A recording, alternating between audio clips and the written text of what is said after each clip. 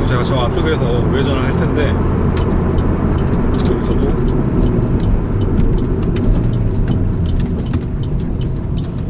자, 지금은 이제 3단까지는 한 단을 건너뛰고 들어왔고요.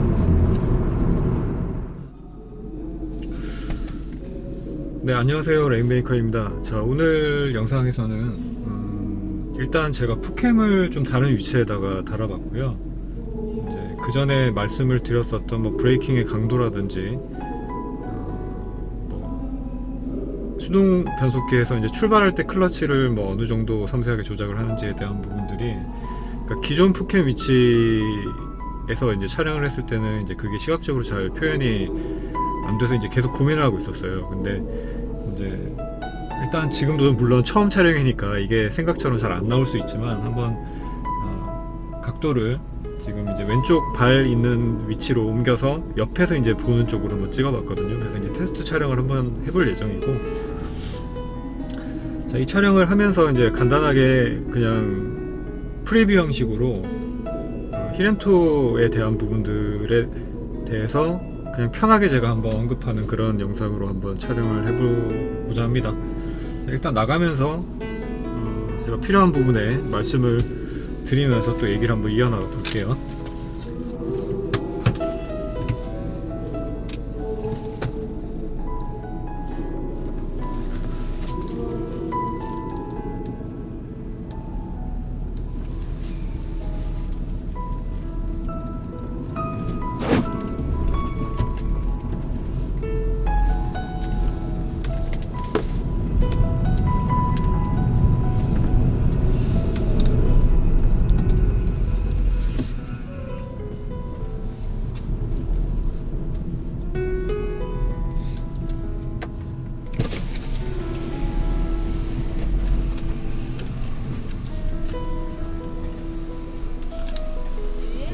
네, 수고하세요.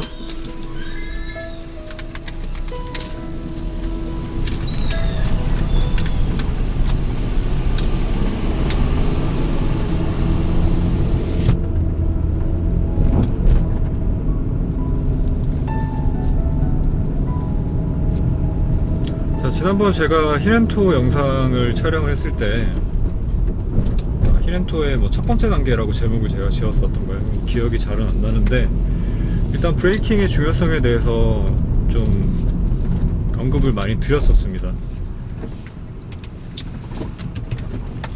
이제 브레이킹의 중요성을 언급을 드린 이유는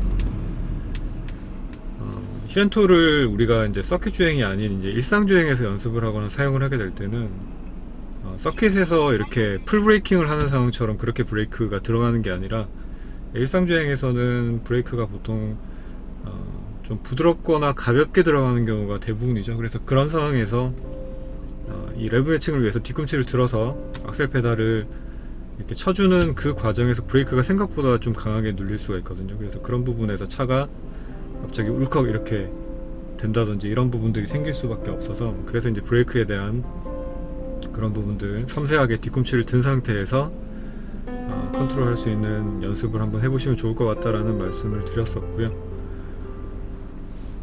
자, 이번 테스트 영상도 역시 이제 제가 주행을 하면서 그 히렌토를 할 때 이제 브레이크 조작이 어떤 식으로 들어갈 수 있는지에 대한 부분들을 조금 보여드리도록 하겠습니다.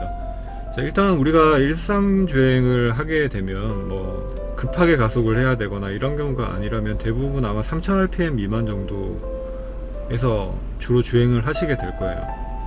자, 그러면 3000rpm 미만에서 주행을 하게 될 때 굳이 브레이크를 밟으면은 보통 500에서 1000rpm 정도가 떨어지게 되면 2000rpm 혹은 뭐 2000rpm 미만으로 떨어지게 될 텐데, 그 정도로 낮은 rpm인데 굳이 레브 매칭을 해야 되냐라고 궁금증을 가지고 계신 분들이 계실 수도 있겠죠. 물론 이제 그런 상황에서는 레브 매칭 없어도 제가 다른 영상에서 보여드렸던 것처럼 거의 변속 충격이 없이 변속이 가능합니다. 근데 이제 단지 브레이크가 들어가서 그렇게 RPM이 낮아져 있는 상황에서 뭔가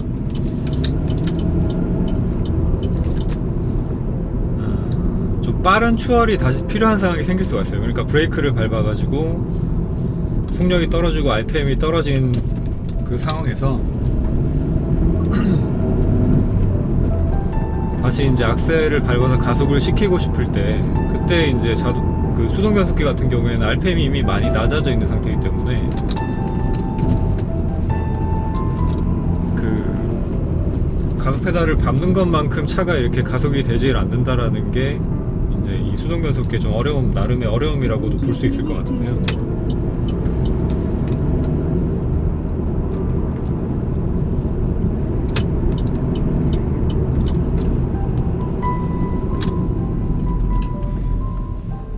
자, 이제 그런 상황에서 브레이크가 이제 가볍게 들어가지만, 그러니까 RPM이 높지가 않고 속도도 이렇게 높지가 않은 상태에서 브레이크가 가볍게 들어가겠죠.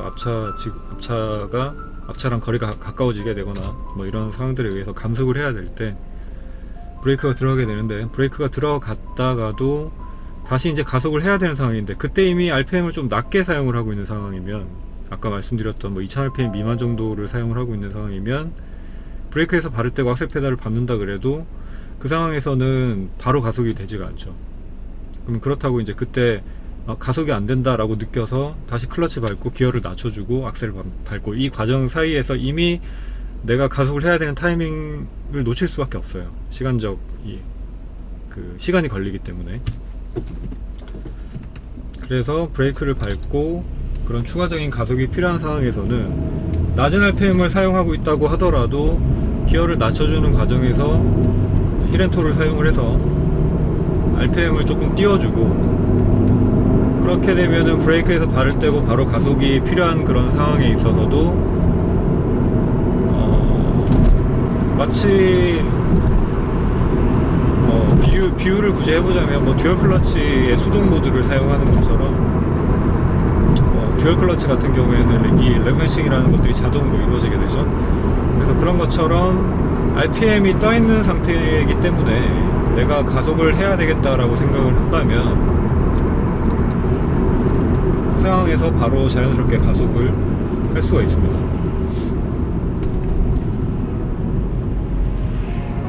자, 지금도 제가 이제 저 같은 경우에 변속을 할 때 타코미터나 속도계를 거의 보지 않고 변속을 하고 있는데,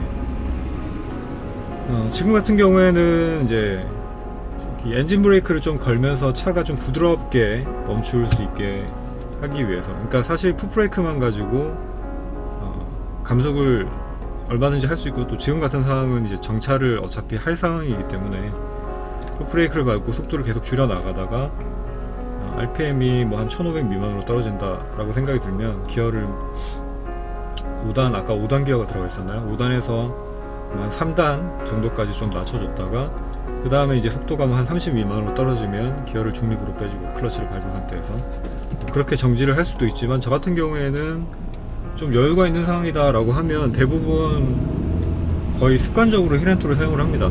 그러니까 이 힐앤톨을 사용을 하는 거에 대해서는 제가 지난번에도 말씀을 드렸지만 저는 좀 일부러 사용을 하는 경향이 있어요. 이유는 이제 평소 때 계속 연습을 해두게 되면 내가 필요한 그런 상황에 있어서 이 몸이 기억을 하고 있는 그런 이 테크닉들은 무의식적으로 사용을 할 수가 있고, 그렇게 무의식적으로 사용할 수 있을 정도가 돼야지 내가 필요한 상황이다라고 이 판단이 들었을 때,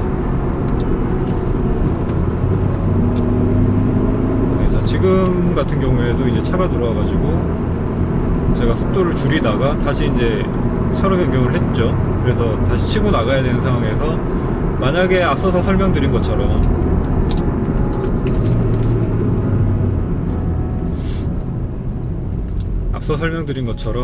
그냥 이제 풋브레이크만으로 감속을 했다가 기어 변경 없이 그냥 악셀 페달 밟았다 그러면은 다시 치고 나갈 수 있는 상황 준비가 안 되어 있는 거예요.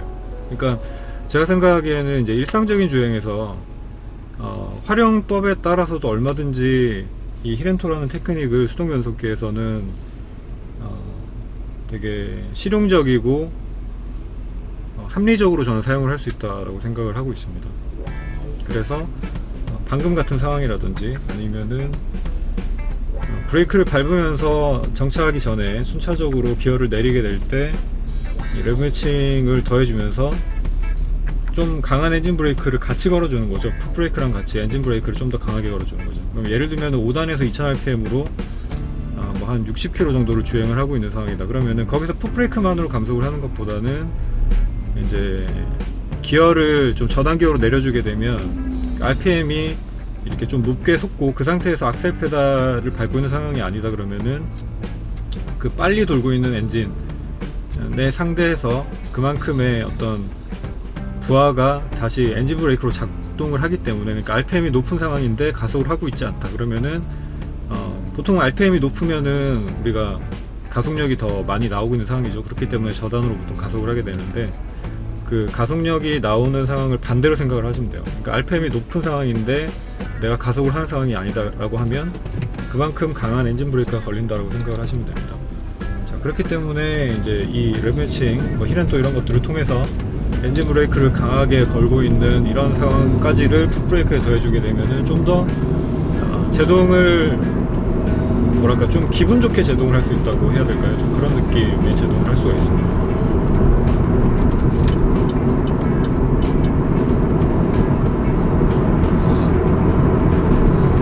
자, 지금 제가 저 앞쪽에서 우회전을 할 텐데 여기서도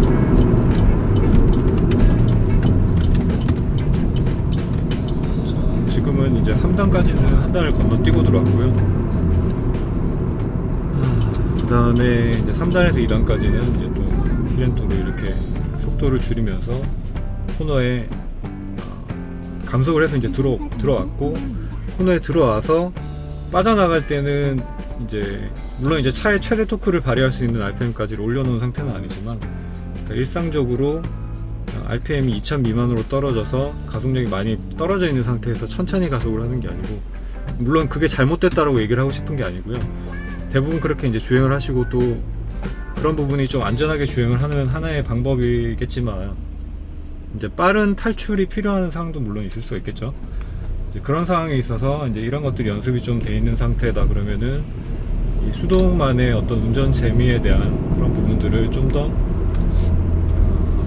가져가실 수 있지 않겠나라는 생각이 듭니다.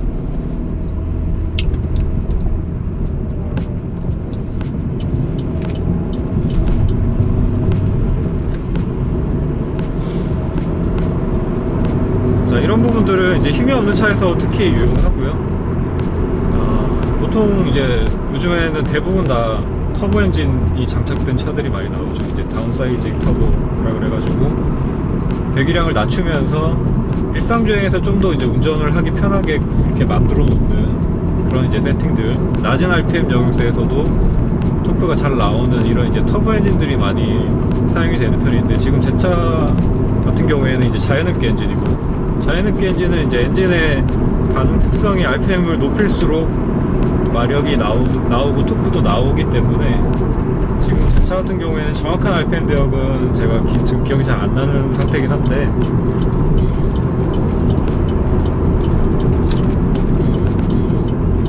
한 4500rpm 정도에서 아마 최대 토크가 나오고요. 그리고 5500rpm이던가 6000rpm이던가 그 정도에서 아마 최대 마력이 나오는 엔진 세팅일 겁니다.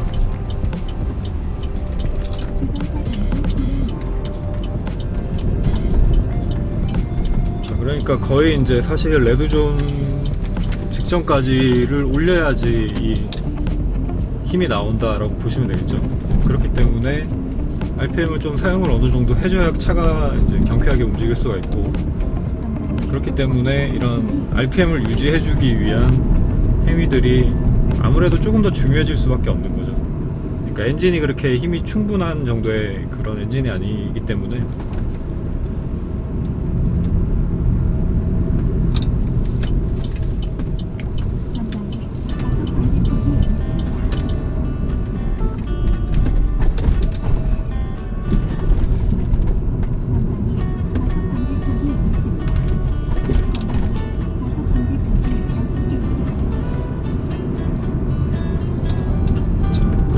이런 방지턱들이 지금 연속적으로 계속 많이 나오고 있는데요.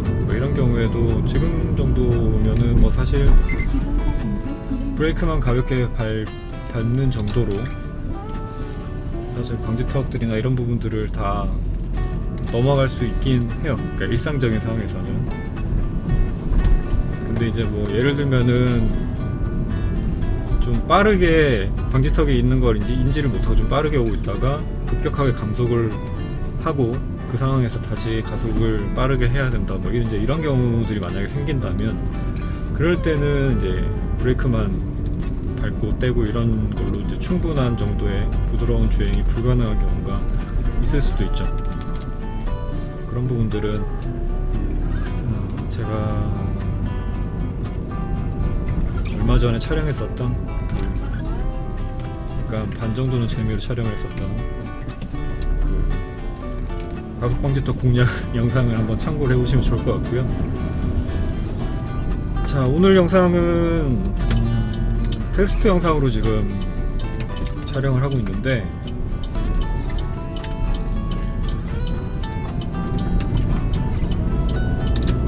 지금 이제 일단 푸캠 각도를 좀 바꿔서 제가 브레이크를 어떻게 밟고 있고 또 뭐 출발할 때 클러치 조작을 어떻게 하고 있는지 뭐 이런 각도들에 대한 부분들을 조금 뭐 지금 설치한 각도로 하면 좀 더 잘 보시기에, 그냥 보시기에 시각적으로 좀 편하지 않을까라는 생각에서 이제 좀 바꿔가지고 촬영을 해보고 있는 중이고요.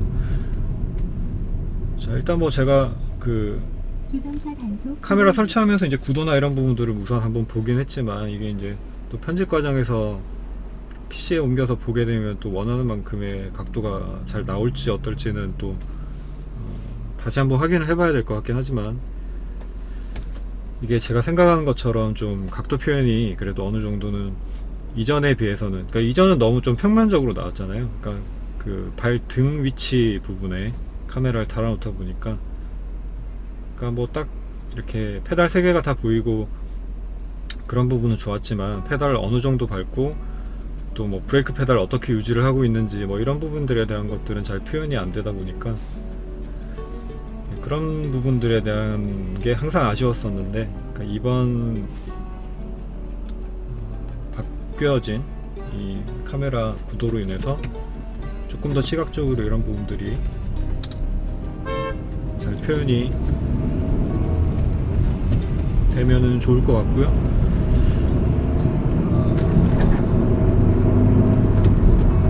내가 이제 브레이크 페달을 좀 더 부드럽게 밟고 그 다음에 뭐 어떻게 유지를 하고 힐런토를 할 때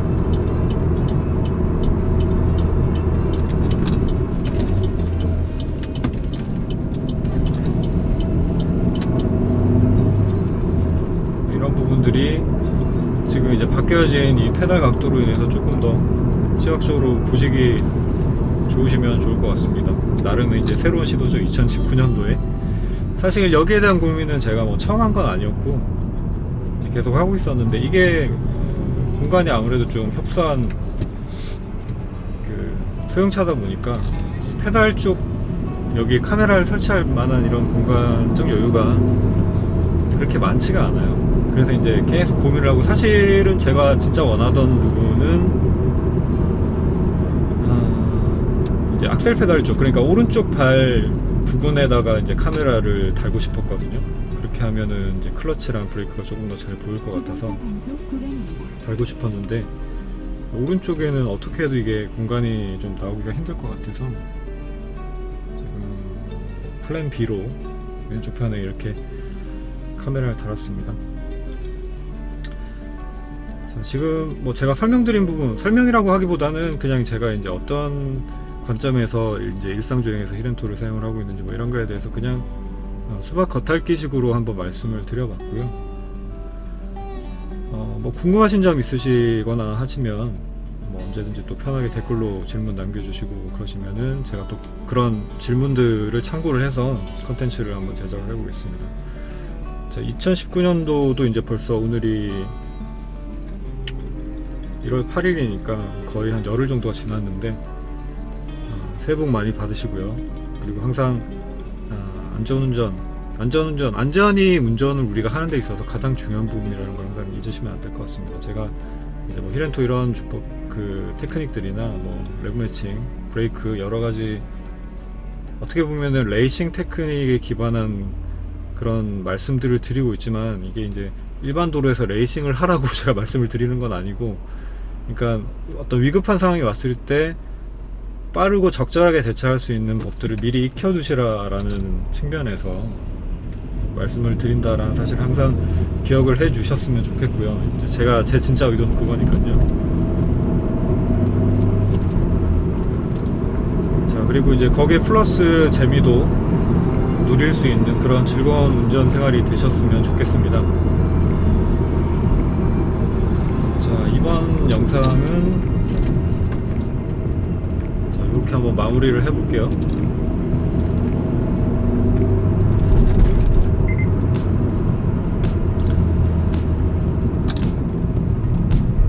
네, 항상 시청해주시는 분들께 감사드리고요. 2019년도 새해에도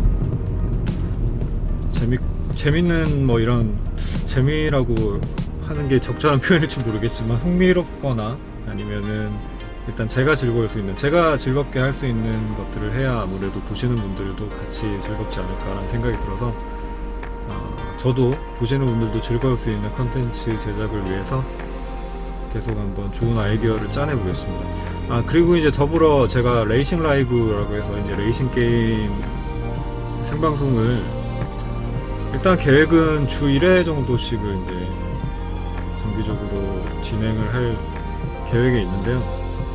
시간은 대략 뭐 10시에서 11시 정도쯤에 시작을 할 계획이고요. 레이싱 게임을 통해서도 이제 실제 운전에 접목을 해볼 수 있고 연습을 해볼 수 있는 부분이 저는 많다고 생각을 하기 때문에 수동 운전에 관심을 갖고 계신 분들이라면 함께 생방송에 참여해 주셔가지고 아무래도 이제 즉각적으로 저랑 같이 소통을 하실 수 있는 시간이니까 즐겁게 대화도 나누고 게임도 같이 해볼 수 있는 뭐 그런 시간으로 만들어 볼 계획이니까 많은 관심 부탁드리겠습니다. 자, 오늘은 여기까지만 할게요. 자, 시청해 주셔서 감사드립니다.